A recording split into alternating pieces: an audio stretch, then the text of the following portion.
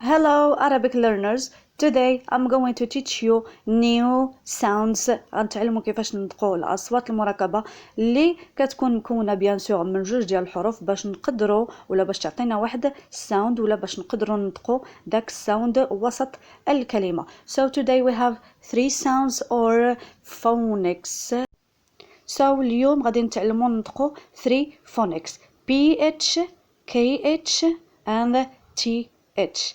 PH, KH and TH.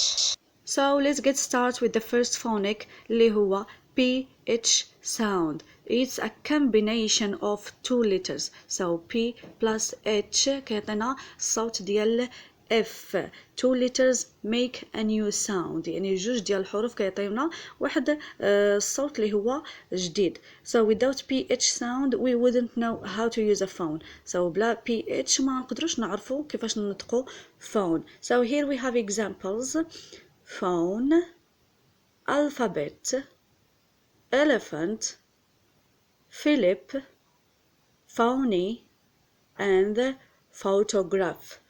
Et comme vous voyez في les exemples اللي عندي هنايا ف PH سواء جات في أول الكلمة وسط الكلمة أو لا آخر الكلمة فهي كتنطق F. So let's move to the second phonic اللي هو KH sound. So هنا دار واحد الكامبينيشن between KH باش تعطينا حنايا في اللغة العربية حرف الخاء اللي هو غير متواجد بيان سور في اللغة الإنجليزية، لكن في اللغة الإنجليزية بكل بساطة داروا هاد الكامبينيشن ديال KH باش حنا ولا العرب نقدروا ننطقوا هاد الحرف اللي هو الخاء وغير متواجد بيان سور في اللغة الإنجليزية.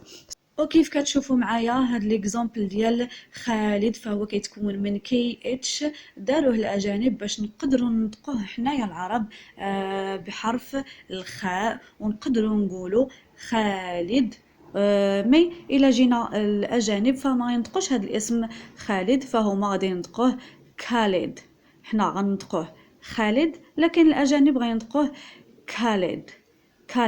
فكما كنلاحظوا الكامبينيشن ديال K plus H كتعطينا خاء sound. Let's move to the third phonic اللي هو TH sound. ف TH sound كيعطينا حرف الثاء وكيعطينا كذلك حرف الذال اللي هما بيان سور متواجدين في اللغة العربية. وعندنا voiceless TH وعندنا voiced TH. فالvoiceless TH لا تنطق في الحنجرة، ما كتنطقش من الحنجرة ولكن كتنطق من اللسان وكتعطينا الحرف ديال ثاء.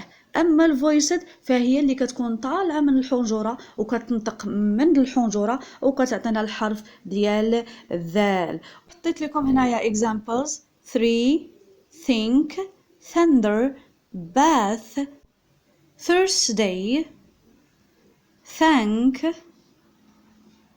tooth, path, thick, breathe, north, south. So 3 think, thunder, bath, Thursday, thank, tooth, path,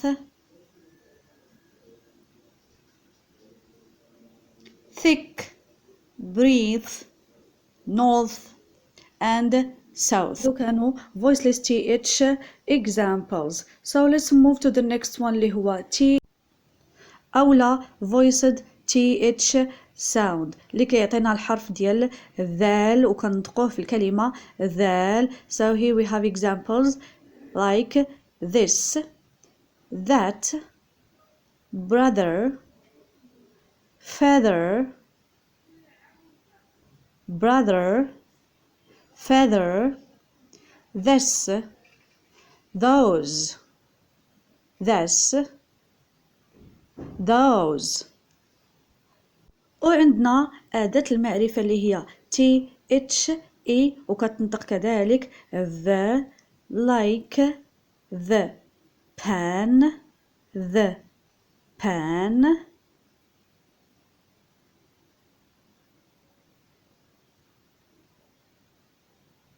the chair the chair. والحالة الثالثة ديال تي اتش ساوند كما غتشوفوا معايا هذا الاكزامبل ديال clothes clothes، فهو ما كيتقراش clothes، كيتكتب سي ال او تي اتش اي اس مي كيتنطق clothes. اذا ديك تي اتش كتكون silent. اذا تي اتش في هذه الحالة هذه كيكون silent، ما كيتنطق لا بث ولا بذ، كيكون silent. And here example شامل ال TH phonic اللي هو three brothers. فكما كتلاحظوا معايا three هي voiceless لأنها كتنطق من اللسان وكتعطينا الحرف ديال ث. أما brothers فهي voiced لأنها كتعطينا حرف الذال وكتنطق من الحنجرة. فالفونكس اللي تعلمنا اليوم هما P H K H and TH PH KH and TH. وكنتمنى هذا الفيديو يكون توضيحي لهاد الأصوات اللي عطيتكم لهاد الفونكس اللي عطيتكم اليوم. وكيف كنقول لكم ديما if you have any questions خليوها لي في لي كومونتير، وما تنساوش ديروا لايك و سبسكرايب الى عجبكم الفيديو وفهمتوه مزيان وكان توضيحي لهاد العراقيل اللي عندكم في اللغة الإنجليزية.